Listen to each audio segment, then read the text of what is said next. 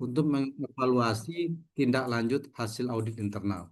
Dan terakhir, ya, tujuannya itu adalah agar setiap ketidaksesuaian yang diperoleh, yang didapatkan ketika ada audit internal, itu dipastikan tidak terulang kembali di masa depan.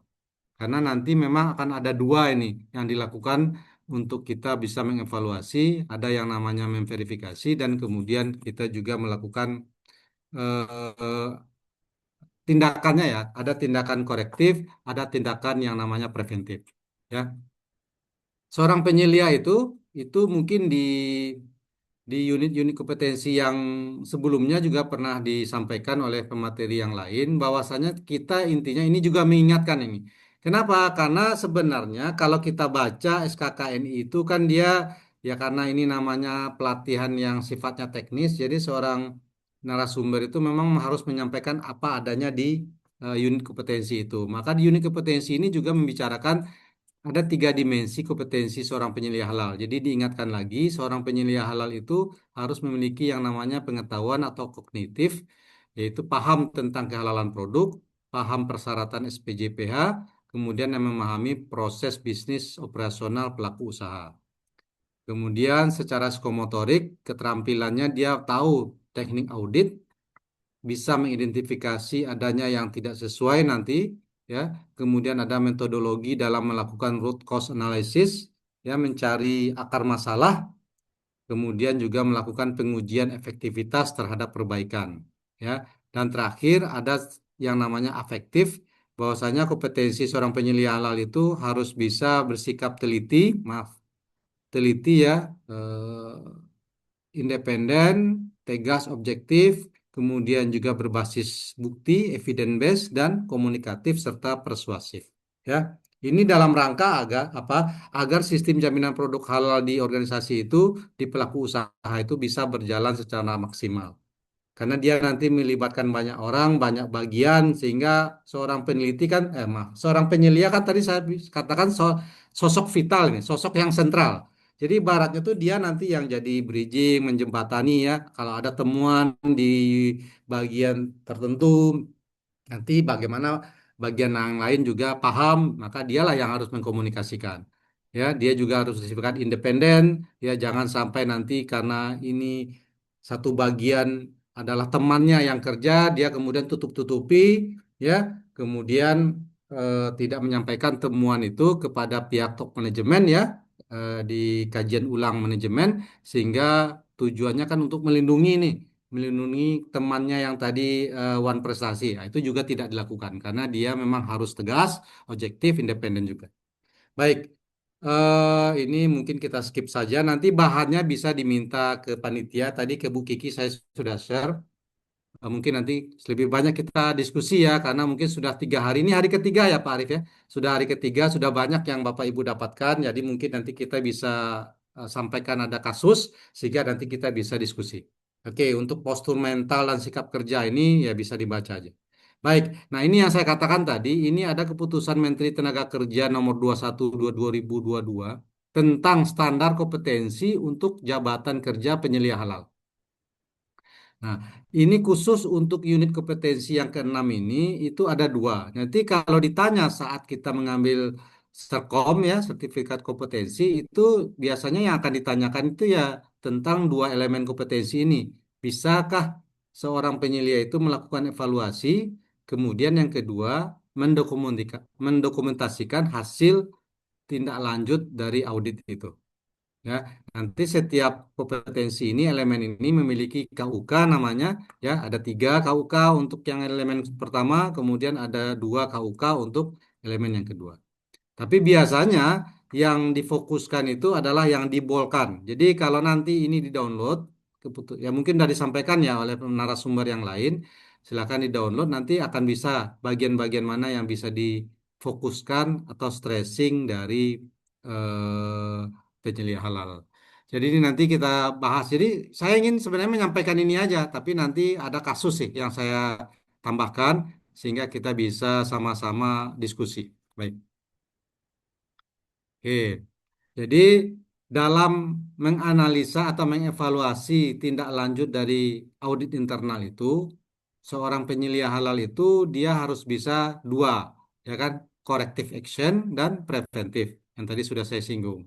Ya, nah ini definisi operasionalnya. Jadi biar sama nih terminologi ini, maksudnya korektif apa? Korektif itu sesuai dengan keputusan Menteri Tenaga Kerja tadi adalah tindakan reaktif untuk memperbaiki ketidaksesuaian yang sedang terjadi atau yang sudah.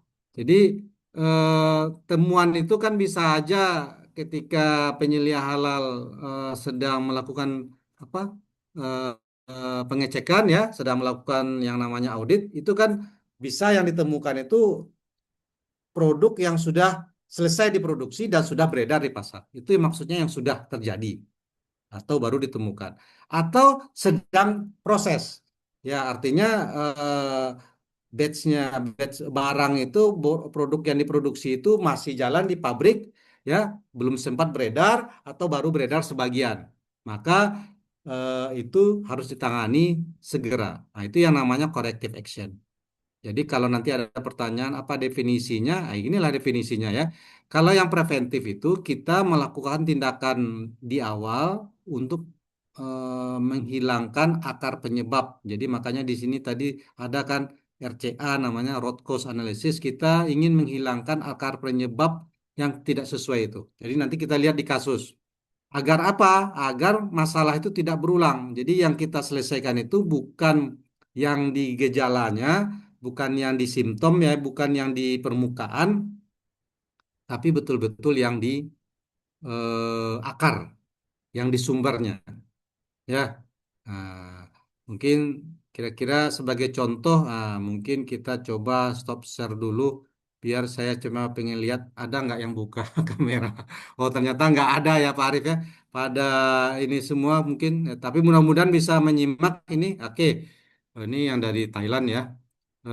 Mungkin Pak Natapol bisa contohkan, bisa beri contoh, example gitu ya, apa eh,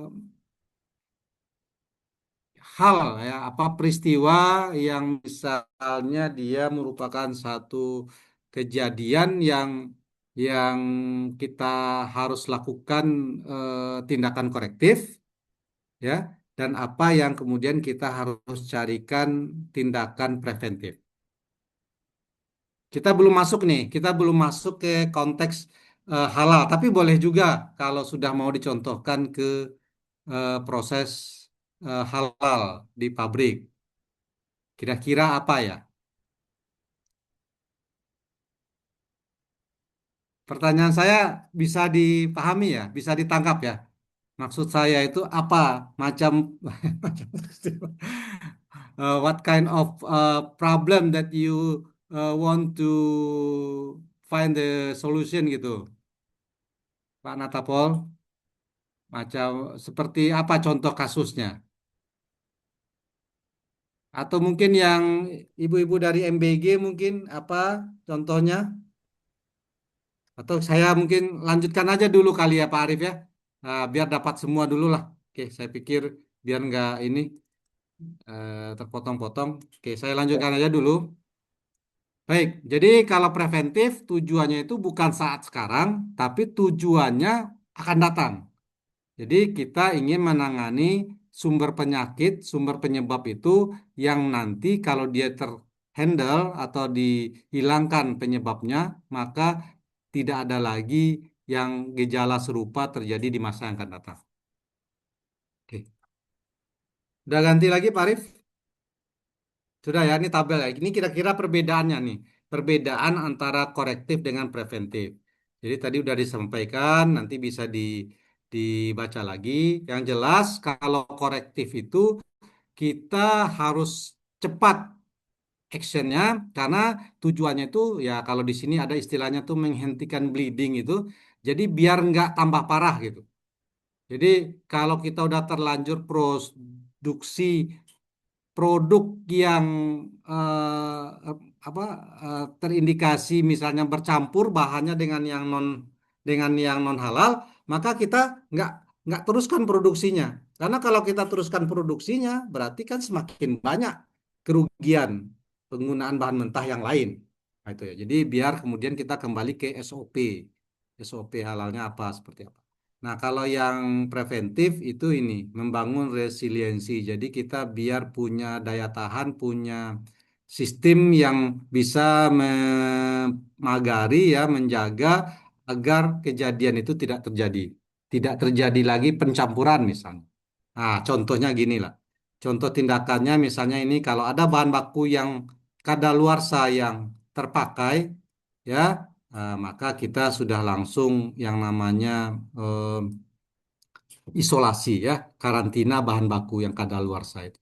Ya, kan kalau di dalam kehalalan ini mungkin Pak Nuat, Pak itu juga ya paham, kita nggak bicara yang bahan yang secara syariah itu halal ya, yang tidak mengandung babi dan segala macam, tapi juga yang toib, yang baik. Yang baik dalam arti kata, kalau dia sudah kadaluarsa, berarti dia juga sudah tidak masuk kategori yang halal tadi ya. Halal itu kan halal dan taib. Jadi kata-katanya kan bukan salah satu, tapi harus dua-duanya.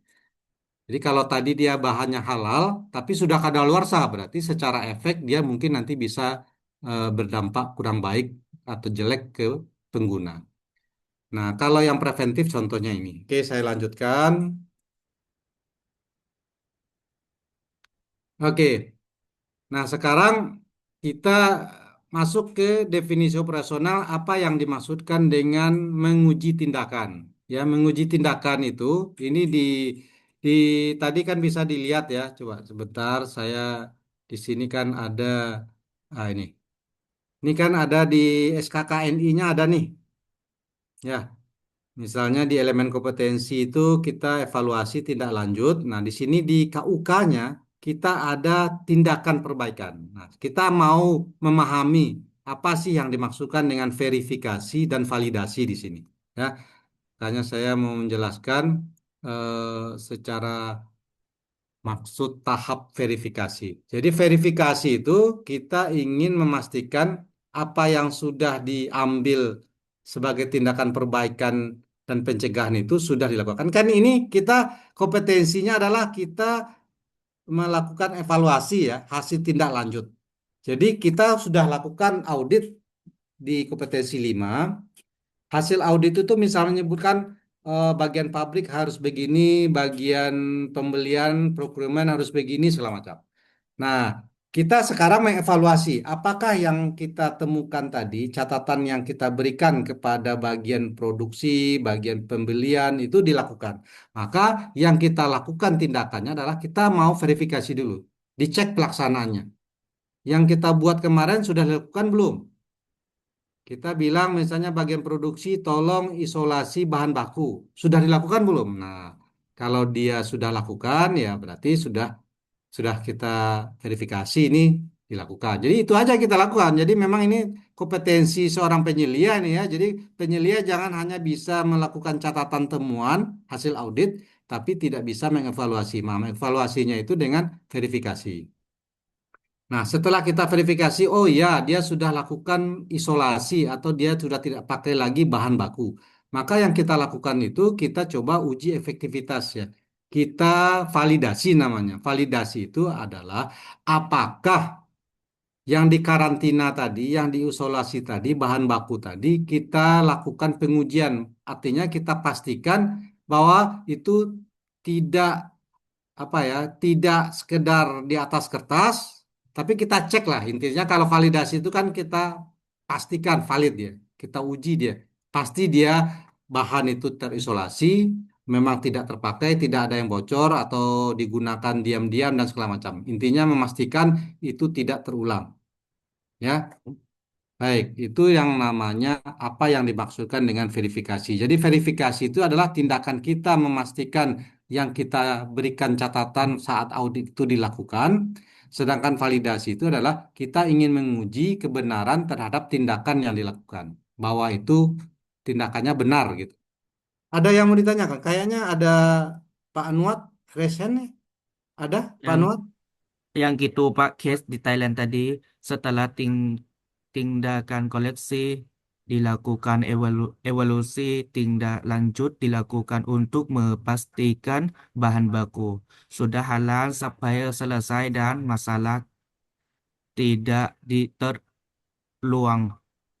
kembali dalam proses produksi, betul Pak? Eh, ini materi yang sebelumnya ya? Atau yang mana nih? Yang dari saya, bahan yang dari saya kah? Iya tadi Pak. Yang tadi. Bentar. Oh iya nih ya, Iya iya Pak. yang kota ini. Iya Ini? iya Pak. Oke. Yang Pak Anwar tanyakan adalah yang contoh. Iya Pak. Mengisolasi, mengkarantina bahan baku yang kadaluarsa di gudang.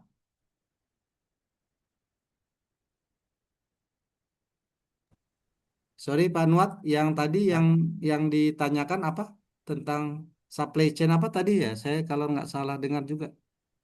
Iya, setelah tindakan koleksi dilakukan evaluasi, tindak lanjut dilakukan untuk memastikan bahan baku sudah halal, supplier selesai dan masalah tidak terulang kembali dalam proses produksi, Pak. Oh iya, ya kira-kira mungkin mudah-mudahan nanti kalau ada yang kurang pas juga. Jadi kan tadi saya sampaikan, kita seorang penyelia halal itu kan kita mengevaluasi ya. Sekarang hasil audit yang telah kita lakukan sebelumnya itu kita lihat pelaksanaannya. Nah, dalam pelaksanaannya itu akan ada dua ya. Umumnya kelompoknya itu kelompok perbaikan, corrective action, dan ada pencegahan preventif. Nah, sekarang kita fokus di perbaikan. Kita sudah berikan hasil temuan audit kita bahwasanya misal bagian pembelian atau bagian produksi yang menggunakan bahan baku itu tidak menggunakan misalnya bahan yang kadaluarsa ya, yang diragukan kehalalannya. Nah, sekarang setelah kita berikan catatan itu, kan kita evaluasi sekarang. Kita berapa bulan setelah audit atau berapa lama setelah itu kita datanglah ke bagian produksi atau bagian pembelian tadi. Apakah dia melaksanakan? Nah, ternyata setelah kita lihat dia tidak lagi melaksanakan, artinya dia sudah tidak pakai lagi vendor itu.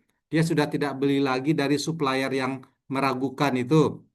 Berarti dari secara tindakan korektif yang kita sarankan, dia sudah hentikan kan. Jadi dia sudah menghentikan bleeding. Dia sudah tidak membuat perusahaan memakai lagi bahan baku yang meragukan tadi yang tidak halal. Nah, kalau itu sudah dilakukan, ya kan di dalam tindakan korektif tadi kan barusan saya sebut ada verifikasi. Oh ya, kita verifikasi sudah dilakukan. Terus setelah itu kita validasi. Oh ternyata setelah kita pastikan dilakukan, oh ternyata efektif. Memang betul-betul tidak lagi digunakan, tidak ada lagi dipakai, diputuskan kontrak dengan vendor itu, dicari alternatif pemasok yang lain, yang bahan penggantinya memang halal gitu. Jadi jangan sampai nanti ketika kita katakan ini nggak boleh lagi pakai vendor atau supplier A. Kemudian bagian procurement, bagian pembelian pakai vendor B, pakai supplier B. Supplier B ini ternyata juga sertifikat halalnya juga misalnya masih diproses atau sudah habis masa berlaku. Nah, itu juga sama saja tidak menyelesaikan masalah. Itu maksudnya.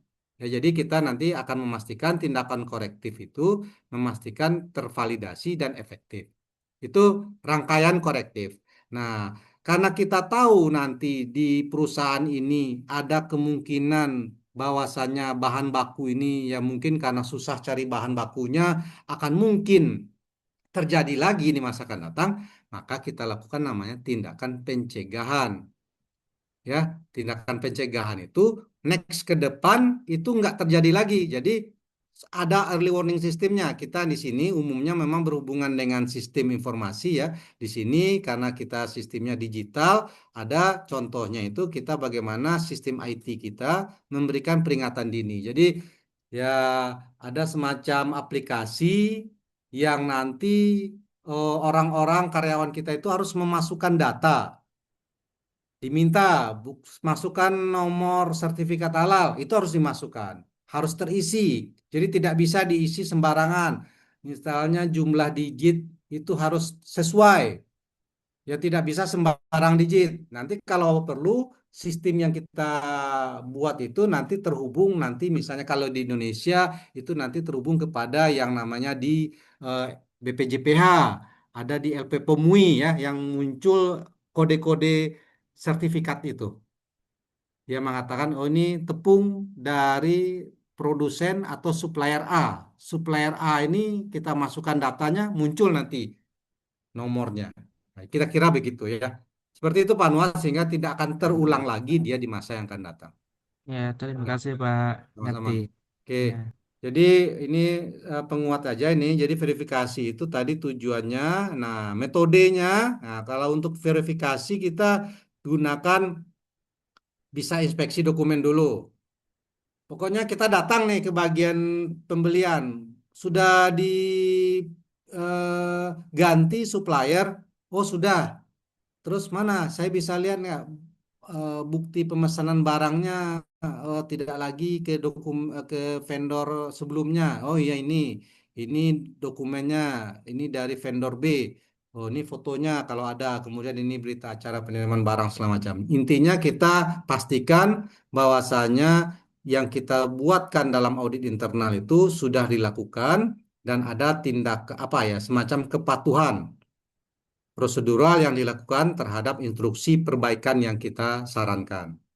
Nah, kalau validasi tadi saya katakan kita ingin menguji kebenarannya. Jadi kita lihat observasi jangka panjang, kita ulang secara berkala atau tadi malah betul-betul kita datang site visit ya, bukan hanya sekedar di atas kertas karena misalnya ada lokasi-lokasi ini gudang di daerah A, gudang di tempat B, lokasi B. Ya kita datang observasi dan itu dilakukan secara berkali-kali ya, jangan hanya sekali aja karena kalau sekali kadang-kadang kita belum temukan karena ya bisa jadi orang-orang di sana juga mengkondisikan ya. Yang namanya auditor ini kan bagi perusahaan itu juga enemy ya, ada dalam tanda kutip bisa dikatakan juga musuh karena dia membuat nggak nyaman kan, membuat orang-orang tuh nggak nyaman karena nanti ditemukan kesalahan. Jadi memang rumlah seperti itu, maka biar kemudian kita bisa antisipasi, maka kita juga lakukan secara berkala dan lakukan juga apa ya pengujian yang berulang. Oke, ini di dalam SKKNI ini juga ada seorang penyelia halal itu kalau nanti di lapangan ya, kalau nanti di lapangan baik ibu-ibu yang di SPPG ya, yang berhubungan dengan MBG atau bapak-bapak yang dari Thailand atau yang lain, itu seorang penyelia halal itu jangan hanya mengandalkan apa ya, mengandalkan eh, hafalan. Nah, kalau memori itu jangan sampai tangan kosong aja atau kalau datang alat tulis nggak disebutkan di sini karena kalau di dalam SKKNI itu ada nih bentar ya saya tunjukkan lagi ya silakan dibaca ini kan ini nih perlengkapan alat tulis kantor kan ada itu mutlak harus ada minimal kertas pulpen harus ada jadi memang tidak bisa kita mengingat semua namun selain itu maka seorang penyelia halal itu dia harus punya yang namanya gitu ya. Kalau yang alat cetak ini mungkin nanti di kantor ya. Tapi di dalam dia ke lapangan itu yang namanya alat digital, apakah tablet atau handphone minimal ya atau laptop itu harus ada. Karena dengan ini dia bisa nanti terhubung atau mengecek ke sistem atau nanti kemudian kalau harus melakukan motretan ya dan segala macam untuk memastikan apa yang dilakukan oleh pelaku usaha itu sudah sudah sesuai ya dengan yang disarankan waktu audit internal. Jadi ini peralatannya, sedangkan perlengkapannya, nah itu kita harus punya juga laporan audit internal sebelumnya. Kita punya formulir-formulir untuk tindakan perbaikan pencegahan, formulir spesifikasi untuk evaluasi efektivitas, dan data-data yang lain. Jadi intinya seorang penyelia halal itu memang dia harus ini ya harus punya amunisi berupa peralatan dan berupa hal-hal dokumen ya intinya yang berhubungan dengan esensial audit. Kemudian saya lanjut ke tahapan membicarakan KUK. KUK untuk elemen kompetensi satu kan ada dua ya untuk kompetensi 6 ini. Maka untuk KUK-nya ada tiga kan tadi. Pertama, kita harus bisa dalam melakukan evaluasi hasil audit itu kita melakukan bisa membuat penetapan rencana. Kita bisa namanya yang menetapkan rencana tindakannya seperti apa nanti. Ya, kalau kita rasanya nanti menemukan hasil auditnya seperti ini. Seperti A, seperti B ya, sesuai atau tidak sesuai, kita harus punya plan A, plan B-nya lah. Bagaimana menetapkan rencana tindakan, perbaikan dan pencegahan.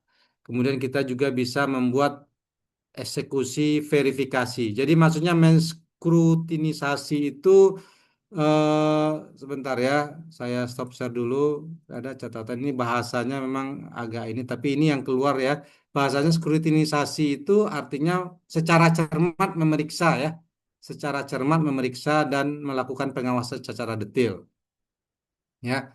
Itu yang skrutinisasi. Bentar saya share screen lagi ya. Nah, kemudian yang ini udah layarnya udah ganti lagi Pak Arif. Ya Pak Arif ya. Jadi kita Sudah, Pak. dalam melihat bukti objektif ini itu lakukannya secara cermat. Jadi kita menyilangkan informasi antara dokumen, apa yang tertulis, kita lihat sendiri di lapangan, ya. Jadi ibaratnya tuh triangulasi lah. Jadi ada tiga lah paling tidak yang kita lakukan. Kita bisa lihat secara dokumen, kita lihat secara observasi di lapangan, dan kemudian kita juga verifikasi atau wawancara orang-orang yang terlibat di dalamnya. Nah, sekarang yang untuk melakukan autentikasi ya, autentifikasi validasi, ya kita kan tadi memvalidasi. Ya, validasi itu kan kita apakah yang kita lakukan itu betul-betul efektif, maka kita harus melakukannya apa ya? eh, Mengkoroborasi ini artinya itu menguatkan satu temuan dengan temuan lain, ya. Jadi itu untuk mengatakan apa yang dilakukan oleh pelaku usaha itu sudah efektif. Jadi ada dukungan dari ini dari bukti-bukti di lapangan ya, sehingga kita bisa memastikan akar masalahnya itu sudah hilang. Ya, misalnya tadi contoh bahan baku yang awalnya terpakai dari vendor yang sertifikatnya sudah kadaluarsa tidak tidak lagi dipakai kan itu, maka kita sarankan kemarin waktu audit internal cari vendor yang berbeda. Maka vendor yang berbeda ini kita sudah lihat nih, oh ternyata dia sudah ganti vendor, ganti supplier. Maka kita lihat lagi supplier yang baru ini sudah memiliki sertifikat belum. Oke, kalau dia sudah memiliki sertifikat, oke, sekarang dia vendor ini pakai jalur distribusinya, logistiknya pakai apa gitu. Ya, jadi jangan hanya si vendornya aja, misalnya produk yang dikeluarkan si supplier ini, misalnya dia produsen kan, misalnya tepung tepung terigu dari Bogasari misalnya, tapi tepung itu dibawa sama logistik apa? Ya, truknya apakah armada-armada ini perusahaan logistik itu juga sudah mengantongi sertifikat ya, karena untuk jasa pengantaran itu juga harus dipastikan dia tidak mencampur-campurkan ininya, mencampur-campurkan barang yang dibawa. Ya, kira-kira itu yang disebut dengan mengkoroborasi ya. Jadi dia saling menguatkan bukti. Bukti vendor kita sudah bersertifikat, dikuatkan dengan bukti logistiknya yang juga sudah certified. Nanti apalagi bukti bahwasanya nanti di lapangan sudah ada SOP yang jelas. Bahwasanya karyawan di gudang tidak menerima begitu saja barang yang datang. Memastikan dia juga melakukan pengecekan. Jadi saling menguatkan lah. Jadi sinergi antara bukti itu. Oke, saya pikir ini silakan dibaca tadi ya. Ini ya ini karena memanfaatkan juga apa tampilan untuk desain ini AI ya. Jadi saya pikir apa yang dibuat sama seperti penjelasan tadi. Nah, kemudian yang kedua kita kuatkan lagi untuk elemen satu 2 tadi yang verifikasi dan validasi ya. Kalau tadi kita aksinya itu oleh penyelia itu kita bisa lihat foto gitu ya, dokumen, maka untuk yang validasi infeksi mendadak, sidak. Sidaknya kapan? Nah, sidaknya jangan dikasih tahu. Kalau dikasih tahu bukan sidak namanya. Kalau sidak itu ya datang aja. Jadi tidak sah disurati pula bahwasanya kita mau datang ke gudang, nggak perlu. Kemudian saat sidak kita ambil sampel atau kita periksa secara acak ya. Dan kemudian kita coba, makanya peralatan-peralatan yang tadi yang katanya apa laptop ya, tablet segala macam itu juga saat kita memverifikasi barcode itu juga pasti masuknya ke sistem. Jadi nggak mustahil kita masuk ke sistem kalau tidak punya perangkat yang bisa membuat kita masuk ke sistem itu seperti gadget dan segala macam. Oke, ini untuk elemen kompetensi kedua tentang bagaimana mendokumentasikan ya. Ada di formulir ya, kemudian bagaimana kita menyimpan dalam sistem pengarsipan ya. Kemudian kita kontrol lagi versinya. Jadi dalam arti kata begini, apa yang kita temukan dan kemudian kita buat laporan, kemudian ada evaluasi tindak lanjutnya, itu ada apa ya, bukti versi terbarunya gitu. Kita lakukan evaluasi hasil audit internal tanggal 18 Mei. Maka untuk dokumen 18 Mei itu ada. Nah, kalau kita lakukan 2 bulan kemudian, 2 bulan kemudian juga ada. Walaupun isinya mungkin sama. Ya, paham ya? Jadi, oh ngapain lagi bikin laporan ini kan hasilnya sama saja. Enggak, tandanya kita memang melakukan evaluasi. Ya, nah kalau yang tadi disiapkan secara dokumentasi fisik kertas, maka ada namanya di dalam pemeliharaan bukti itu kita lakukan yang namanya protokol digital. Jadi karena yang ini bisa dimakan tikus gitu, bisa hilang, bisa rusak, maka kita lakukan pemindaian, scanning dan simpan dia. Simpannya di mana? Simpannya kalau bisa memang bukan di server yang standalone gitu ya, yang di komputer sendiri, yang di laptop sendiri, tapi juga usahakan simpannya itu di cloud.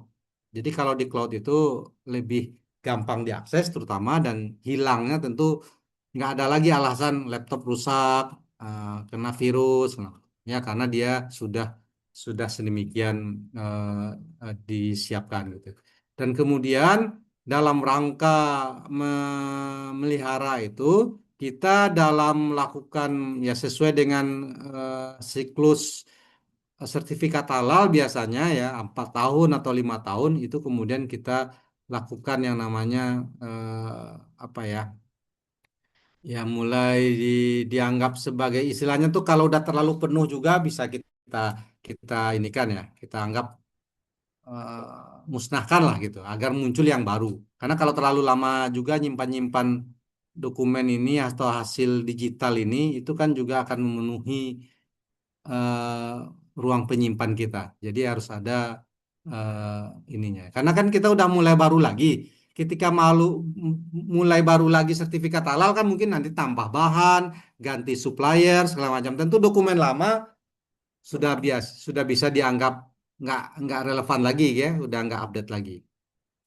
Oke, nah ini ada elemen anatomi dokumen tindak lanjut ini. Jadi dalam dokumen itu nanti jelas ya ada isiannya. Jadi jangan jangan tidak diisi gitu. Jadi memang idealnya seorang penyelia halal saat nanti dia melakukan evaluasi hasil audit ini di apa formulirnya ini diisi ya. Sudah melakukan audit ini seperti apa. Pokoknya sesuai dengan apa yang harus diisi ya. Oke, saya pikir. Nah, kita masuk aja contoh ya ini nanti bisa dilihat. Ini ya. Nah, ini ada sedikit ya. Kalau kita menilai bukti itu ya yang disajikan oleh pelaku usaha atau maksud saya itu bagian yang kita audit itu yang dikatakan lemah itu misalnya kalau dia cuma mengatakan kami sudah melakukan, kami sudah menegur, kami sudah ini atau secara lisan. Nah, ini buktinya lemah. Seperti yang saya katakan tadi, saat kita memvalidasi itu kita Saat verifikasi aja kita tidak bisa pakai begini. Ya, ini dokumennya lemah sekali, apalagi yang lisan. Tapi saat kita melakukan validasi itu agar dia bisa terukur, maka yang itu tadi kita bisa tangkapan layar atau secara visual. Ini kalau jarak jauh ya, kalau jarak jauh. Kalau jarak dekat ya tentu bisa lihat langsung. Tapi karena lihat langsung itu kita butuh yang akan kita laporkan, penyelia harus foto juga gitu. Bagaimana pula kita mengatakan ini bagian gudang sudah menjaga ini, sudah memisahkan ini, sudah Nah, kan susah juga terlalu panjang penjelasannya. Mending kita foto dan nanti itu sudah menjadi bukti bahwasanya inilah pelaksanaan yang sudah dilakukan. Oke. Nah, mungkin ini aja ya. Ini hampir sama sih. Ini cuma pengantar aja. Jadi intinya seperti ini kasusnya. Ya, konteksnya ini. Konteks udah agak kelihatan ya Pak Arif ya. Ini senarionya ada insiden lapangannya. Nggak tahu di Thailand apakah ada juga yang namanya makan bergizi gratis. Kalau di Indonesia ini kan sekarang kita kebetulan saya carikan contohnya karena banyak pesertanya dari SPPG ini Satuan Pelayanan Pemenuhan Gizi. Konteksnya ini, Anda sebagai seorang penyelia halal pada dapur SPPG itu untuk program makan bergizi gratis melakukan audit. Nah, kan dapurnya banyak ya, dapur yang memasak menunya itu banyak. Maka kita ada temukan namanya major deviation. Jadi ada yang sangat mayor nih, bukan hanya sekedar yang minor. Kalau minor itu ibaratnya itu apa ya? Mungkin eh, ya, ya pokoknya kalau ini sangat terkait dengan bahan yang dipakai dalam produk ya. Kalau minor itu apa ya? Kalau sebenarnya kalau di halal itu nggak ada yang minor sebenarnya. Ya Pak Arif. Karena halal itu kan nggak ada yang 99% halal gitu atau 95% halal gitu. Jadi sebenarnya kalau di halal itu harus 100% kan. Misalnya kita yang kita katakan minor itu ya karena mungkin yang ngantarkan ini eh, belum belum biasa ngantar. Dia orang Padang, dia orang Muslim, orang orang Islam gitu ya. Tapi apa biasanya sih mobilnya nggak pernah dipakai untuk bawa naik binatang seperti anjing gitu. Tapi kan nggak bisa kayak gitu, nggak bisa kita katakan dugaan-dugaan gitu ya. Jadi sebenarnya major deviation aja semuanya, temuannya. Cuma di sini mungkin dikatakan kritis karena ini berakibat ke proses produksi kan. Misalnya ada bahan berupa saus untuk daging atau di sini disebut flavoring agent Z gitu ya. Nah, di dalam temuan itu pertama eh, packingnya ya di sini dikatakan kemasan di packaging ya. Kenapa dikatakan di kemasan? Karena biasanya kan apa ya? Atau kalau dia langsung di packing dari kantor dari produsennya ya berarti kemasan packingnya. Tapi ada juga kadang-kadang saus itu kan yang dari dari apa ya? Dari produsen besarnya itu dalam bentuk galon atau dalam bentuk kaleng besar gitu. Nanti baru di di dikecil-kecilkan ya, dibungkus kecil-kecil gitu. Misalnya kemasan sekilo, setengah kilo gitu. Mau dia kemasan besar, packing besar atau kemasan kecil-kecil, intinya itu harus jelas cantumkan logonya. Ya, nah, jangan kita biasanya kan gini juga kan beli produk ini nggak ada label halalnya. Label halalnya itu ada di kardusnya gitu. Sebenarnya itu nggak boleh tuh, Pak Arif. Ya, ya jadi kita harus pokoknya apa yang dipakai oleh konsumen yang nanti kita sebagai penyelia halal itu kan nggak bisa kita percaya aja kan. Ini ini mana label halalnya? Oh ya, ini halal Mbak, tapi label halalnya itu ada di kardusnya itu, ada di kalengnya, nggak bisa. Ya, nah ini contohnya ini ibaratnya ini intinya kemasan repacking tidak mencantumkan logo halal. Nah, setelah kita lakukan juga verifikasi dalam dokumen pengadaan, ternyata kita juga menemukan selain tadi, apakah karena lagi sudah kadaluarsa maka tidak ada contohkan logo halal. Intinya kita verifikasi dokumennya ternyata sudah kadaluarsa 2 bulan. Ya, Dan ada kondisi yang bikin drama juga, yang bikin lebih kritis nih, karena dijadwalkan akan masuk, akan dijadikan bahan untuk MBG esok pagi. Nah, bayangkan itu ya. Nah, jadi ceritanya kan ini sudahlah bahannya vital dipakai, dan itu dia urgent and important lah gitu ya. Nah, important and urgent gitu. Nah, sekarang bagaimana yang harus dilakukan?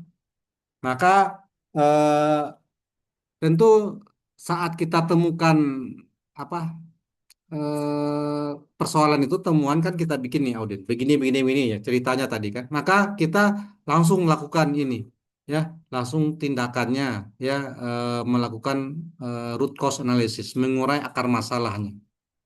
Kenapa ini bisa terjadi? Jadi kan tadi ada dua ya, ada tindakan korektif. Kalau tindakan korektif itu kan pasti kita hentikan ya. Konteksnya saus tadi itu kan, kalau kalau caranya itu bagi pelaku usaha yang memang menjalankan prosedur produk halal, sistem jaminan halal, dia udah pasti hentikan ya, dan tidak ini tidak produksi dulu gitu ya. Nah, tapi sambil jalan kan kita harus lakukan. Kenapa ini bisa terjadi? Ya. Nah, ternyata kejadiannya di sini katanya salah satu tools yang dipakai dalam melakukan root cause analysis itu coba lakukan 5 kali pertanyaan mengapa gitu. Dikejar terus lah intinya sampai ke akar-akarnya gitu. Jadi kalau satu kali mungkin baru, oh kenapa dia bisa kepakai tanpa sertifikat itu ada di dapur, karena tim dapur dapat bahan dari vendor dan nggak melakukan pengecekan status dokumen fisik. Kalau hanya sampai di why pertama ini dikerjakan, nanti masalah yang sekarang selesai, tapi besok-besok muncul lagi. Kenapa? Nah, ternyata akar masalahnya itu di sini. Kita tidak memiliki sistem manajemen database. Nah, maksudnya gini, setelah kita tahu tim dapur hanya main terima bahan, kita tanya lagi. Kalau tim dapur terima bahan, berarti di awal sekali siapa yang berhubungan dengan vendor? Oh, berarti staf penerima nih. Ya, orang bagian penerimaan receiving dokumen dicek, ditanya, kenapa staf penerima tidak melakukan pengecekan dari pengadaan, dari bagian pengadaan? Oh, ternyata setelah kita lakukan lagi pengecekan, ternyata memang mereka nggak perlu mengecek karena nggak ada di SOP harus melakukan pengecekan, kata orang bagian penerimaan. Karena mereka menganggap kalau bagian pengadaan itu sudah ngecek. Nah, itu. Nah, lalu ditanyakan lagi, kenapa bagian pengadaan, procurement itu tidak melakukan double check ini? Karena dia nggak tahu juga kalau apa yang vendor tadi itu harus memasukkan data sertifikat yang berlakunya. Ya, jadi mereka menganggap gini, pernah sekali berhubungan dengan vendor, vendornya masih bersertifikat halal misalnya kan. Nah, kemudian itu aja yang dipakai terus-menerus. Nah, itu yang kemudian setelah ini sebagai contoh nih ya, tentu akan sangat situasional, sangat tergantung kondisi. Tapi kalau di sini ibaratnya ceritanya, kenapa itu menjadi akan masalah? Karena kalau dia punya sistem manajemen database, maka eh, yang sekarang tuh masih manual. Jadi kenapa dia? Yaitu dicatat. Oh, ini vendornya sertifikat berlaku sekian. Nah, kalau kita punya yang yang tidak manual, yang ada notifikasi post otomatis gitu. Misalnya nih, berlakunya sampai April 2026. Nah, di April 2026 itu sistem kita udah mengingatkan notif kepada kita. Ini dokumen pemasok ini sudah nggak berlaku sertifikat halal. Maka tentu akan sampai ke dapur dan penerima dia nggak mau lagi nerima. Kalau dia nggak mau nerima, orang dapur tentu nggak dapat bahan. Karena ditanya-tanya, ya karena ini belum ya. Akhirnya kita bisa ganti vendor di situ. Ya, nah ini. Jadi dari tindakan tadi yang 5 wise tadi, kita coba lakukan corrective action untuk menyelamatkan menu MBG esok hari ini. Ya ibu ya, ibu-ibu yang MBG. Jadi kita karantina saus sebumbu, kita kasih label merah, tidak boleh digunakan. Kemudian lakukan penghentian dini persiapan atau produksi dan mencuci ulang pencucian syar'i ya, yang terlanjur berkontak, yang terlanjur bersentuhan. Ya, oh, ini kan belum pasti lagi ya, nggak bisa seperti itu. Jadi biar aman langsung aja. Jadi itu tandanya kita memang melakukan sistem jaminan produk halal. Ya kalau kalau dilakukan terus-menerus ternyata betul-betul nggak certified, gimana coba? Kan makin banyak rugi. Mending dihentikan, kemudian untuk amannya yang ya karena memang nggak berproduksi lah lakukan lagi sanitasi. Toh bagian bagian produksinya nggak kerja mesinnya kan, ya mending dicuci sekalian nyuci mesin misalnya kan, daripada kemudian kita nunggu sebulan dicek dulu. Ternyata kalau begitu kan idle aja jadinya, jadi mending dihentikan dan dicuci ulang. Nah, kemudian setelah dicuci maka kita substitusi dengan yang sudah certified melalui pengadaan darurat. Ya harus beli, ini bukan rekanan, harga agak mahal, ya terserah. Kalau memang mau nunggu yang harga murah ya tunggulah dulu. Tapi kalau menu MBG nanti hilang order kan. Nah, maka selamatkan dengan membeli dulu yang jelas certified-nya. Nah, untuk pencegahan seperti itu. Saya pikir itu ya mungkin 20 menit ke depan kita bisa diskusi. Jadi ini verifikasi dan kemudian validasi, ya ini seperti penjelasan tadi. Kemudian dalam langkah kita melakukan audit dan mengevaluasi audit, itu ada rekam jejak dokumen di sini diawali dari laporan audit ya.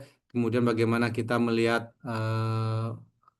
dokumen-dokumen barang datang, berita acara, kemudian apakah ada tindakan perbaikan, kita ada isi formulir tadi ya, kemudian bagaimana mengevaluasi efektivitas dan apa tindakan yang dilakukan, dan kemudian juga melakukan arsip terpusat. Ya ini beberapa checklist ini ya untuk memastikan memahami nggak, paham dengan SDPH, kemudian bagaimana jadi ini untuk pengingat aja nih ya, untuk pengingat kepada para penyelia dalam rangka bekerja tadi, apakah bukti sudah dilakukan, pengecekan, dan lain-lain. Saya pikir begitu Pak Arief, kita gunakan 20 menit untuk diskusi. Ada kasus tadi sudah ya, tapi nanti kalau ini saya share nanti ya Pak Arief untuk dibaca-baca sama ini. Saya share di grup chat. Di grup chat bisa share bahan kah? Enggak ya? Yang chat LPH yang di grup dana sosial nih Pak, Bukan, atau di bukan. grup? Yang eh, Oh ya bisa, bisa di Pak. grup ini, di grup apa-apa, di grup Zoom Zoom. bisa biasanya Pak. Di grup chat, yang di chatnya nih bisa. Coba saya udah ada masuk nggak? Apa baru send? Di sini belum, masih loading Bahan, mungkin. bahan kasus. Nah, coba nanti tunggu aja sambil ini kita tunggulah Ya. pertanyaan dari eh, peserta Mutiara, Indah, Jasvina, Andre Yuza. Andre Yuza nih macam mahasiswa dulu namanya ya, tapi nggak tahu saya. Ah iya, Betul, betul ya? Betul dari kayak UNP. kayaknya iya nih Pak. Ya, Ya, boleh silakan on cam kembali. ya eh, silakan, silakan yang Pak belum Natapol, Pak Arnold, Bapak Anwat, Mr. silakan Anwat, Mr. Arnold, Mr. Natapol. Kalau boleh boleh. tahu ini sambil ini di di perusahaan yang sama, company yang sama, same company atau ada berbeda-beda nih? Bapak, saya mau tanya, anak titip ke saya, Pak. Tanyakan. Iya, iya, oke. Yang transport tidak boleh dijemput dalam satu kontainer dengan perusahaan lain, benar kan? Iya, Bagaimana, Pak?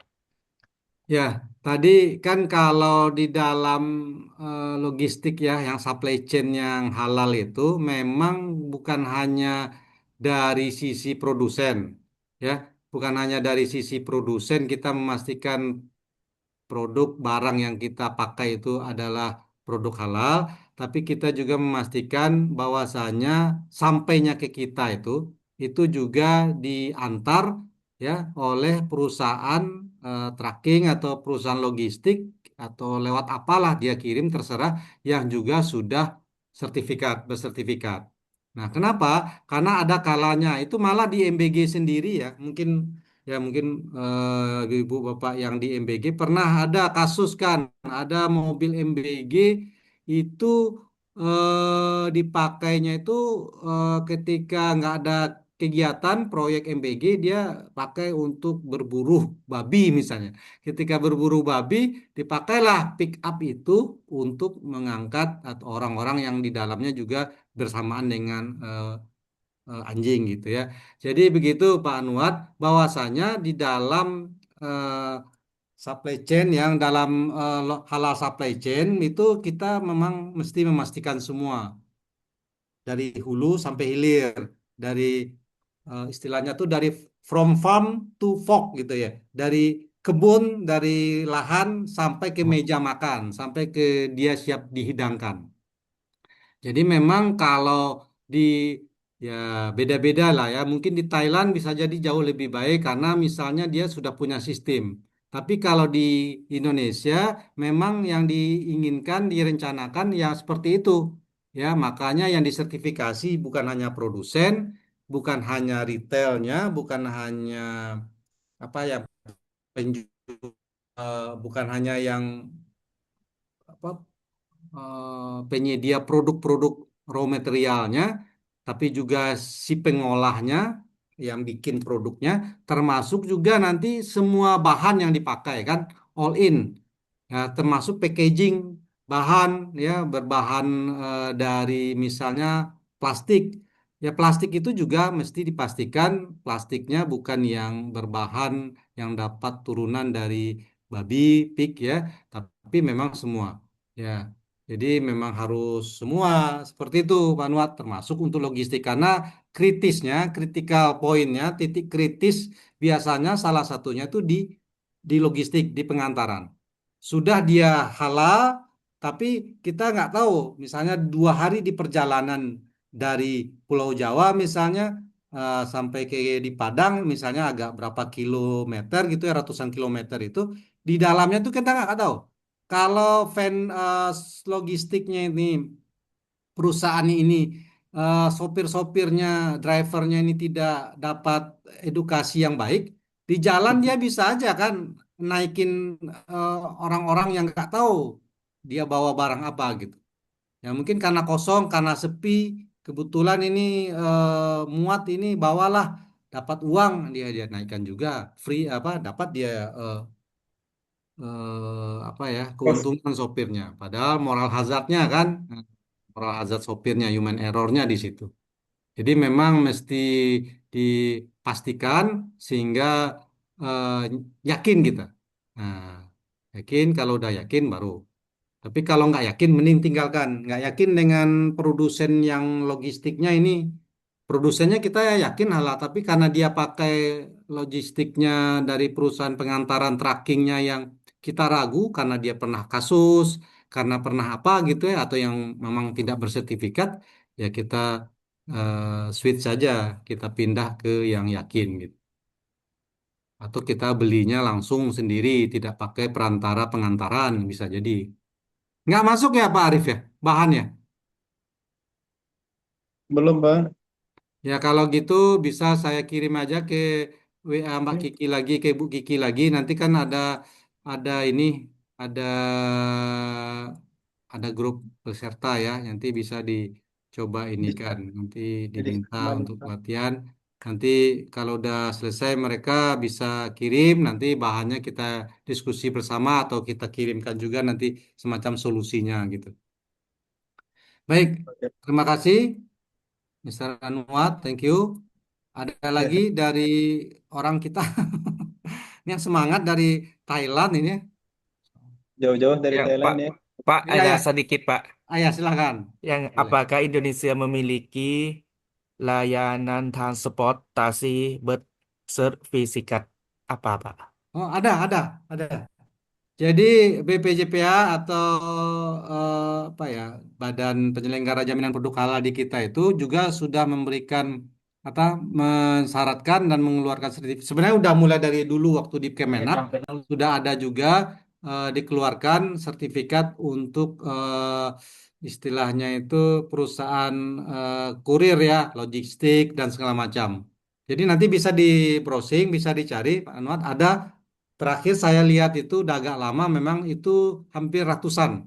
Karena Indonesia luas ya, luas. Iya, Jadi kan rata-rata pengantaran itu banyak yang memang lewat jalur darat. Jadi rata-rata yang ngurus itu yang saya tahu tuh dari perusahaan truk ya, perusahaan bukan truk ya maksudnya tuh dia tuh mobil box ya, truk trailer atau apa yang mobil-mobil yang kontainer gitu. Ada, di Indonesia ada dan ada keharusan. Jadi saat auditor nanti ke lapangan biasanya sepemahaman saya gitu ya, ketika di lapangan ditemukan misalnya ini barang dari produsen tepung A, nanti dikejar, ditanya lagi eh, bagaimana cara how to deliver the material kan, bagaimana cara barang itu sampai. Oh, saya cari dapat barangnya ini di toko A atau di pasar. Kemudian ditanya lagi di pasarnya di mana. Kemudian kalau rasanya ragu ya bisa kemudian diminta dokumen. Tapi kalau auditornya yakin sudah kasih note aja. Karena mungkin kalau di Padang ya, Pak Anwar ya di Padang atau di Indonesia lah, Indonesia mayoriti karena memang mayoritas Muslim mungkin ya, apalagi di Sumbar ini kadang-kadang eh, keyakinan itu lebih tinggi gitu ya. Meskipun memang harus dibuktikan juga secara random itu harus dilakukan juga ya, tidak terima saja. Karena bisa jadi ada lagi yang yang lain yang diantar atau logistik itu bawa produk lain gitu. Ya, Pak. Ya, terima kasih Pak Nuat. Dari Terima Ibu kasih, Pak. MBG, dari Bapak Ibu MBG nggak ada nih. Kasus MBG gimana nih? ya ini ada Bu Indah, Bu Mutiara Indah dari MBG juga nih Pak. Oh ya, Kemudian silakan Pak Bu Mutiara Indah. Belum kelihatan wajahnya nih. Susah juga eh, nih.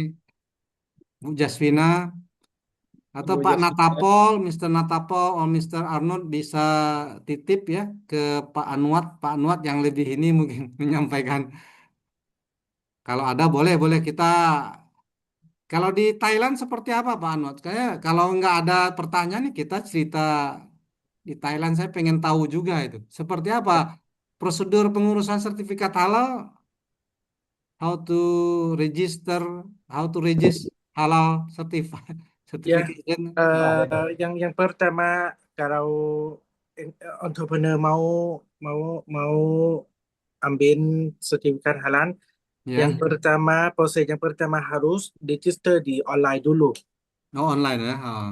Di ada dulu apa register uh, bahan-bahan, register apa itu semua. Semua Uh, ya. Setelah itu proses lulus ada tim audit ke ke ke industri untuk audit audit Oh iya. ya untuk audit. Kalau halal lulus, oke bisa ambil sertifikat logo dan sertifikat untuk bukti. Oke. Satu sertifikat untuk satu produk atau many Satu produk many satu produk. sertifikat. Satu produk satu Ya. sertifikat ya. Jadi dia ada produk satu. Ya nggak jauh beda ya mungkin dengan kita juga seperti itu online juga nanti ke lapangan juga tapi eh, ya bisa diinikan lah mungkin nanti dengan perbandingan ya kapan-kapan misalnya Pak Miftah bawa timnya PT Halal ke Thailand kan, nah, bagus juga. dibanding ya.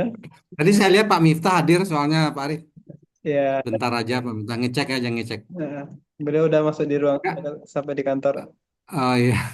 Ada yang lain masih ada waktu 8 menit. Ya Bu Jasmina Roza, Bu Mutiara Ya. Indah, Bu Musliatul Adawiyah, ya tafadhol silakan jika ada yang masih perlu ditanyakan atau didiskusikan gitu. Ini dari SPPG nih Pak.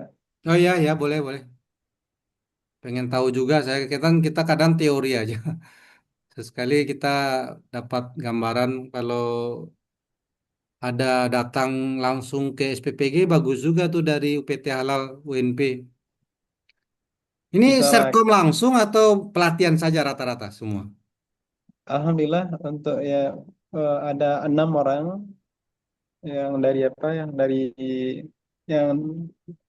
dari sesi sekarang ini yang reguler gitu. Iya, iya. Ya, kan ada Serkom. apanya. Hmm. Oke, oke. Baik. Boleh, ada 5 menit lagi sebelum kita tutup. Ya, Masih penerima boleh, walaupun atau nanti kalau sudah selesai pun masih mau bertanya, kalau kebetulan ada yang terkait dengan materi saya, silahkan disampaikan ke panitia ya, ke host, pertanyaan, questionnya atau hal-hal yang ingin diberikan masukan.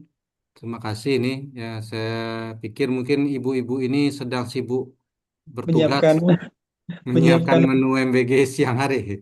Tapi rata-rata mereka yang ikut ini di dapurnya ya, Pak. eh, ahli gizi apa Oh, ahli gizinya. ahli gizi. Soalnya kan yang akan eksekusi untuk penyalian nanti lebih dominan nanti kayaknya dari ahli gizinya gitu. Oh iya iya. Lapangan. Bu Mutiara Indah juga ahli gizi. Kemudian eh, dari data ya, ada beberapa orang yang ahli gizi. Rata-rata ahli gizinya, Pak. Iya Pengawas. iya. Nah, dari pengawas pengawas gizinya. Ya kayaknya sibuk nih, lagi menyiapkan apa Iya. tuh?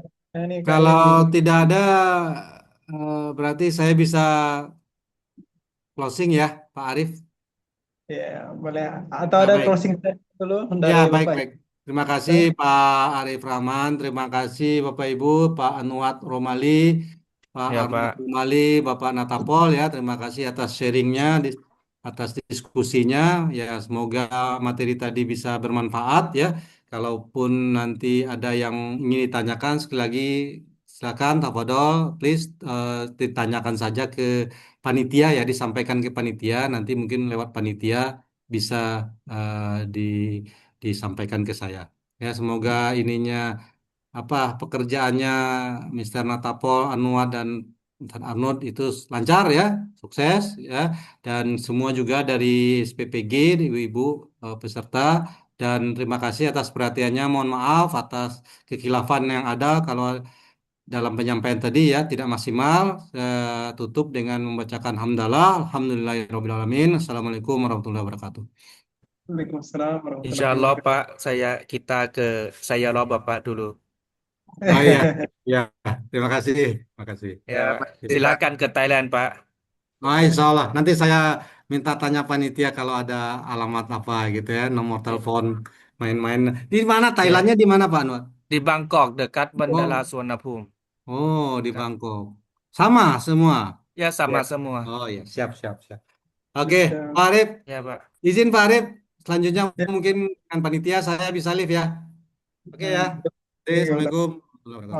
Waalaikumsalam warahmatullahi wabarakatuh. Ya, Alhamdulillah Bapak Ibu, Insya Allah untuk sesi siang ini sudah selesai ya, yang dengan Bapak Hendri.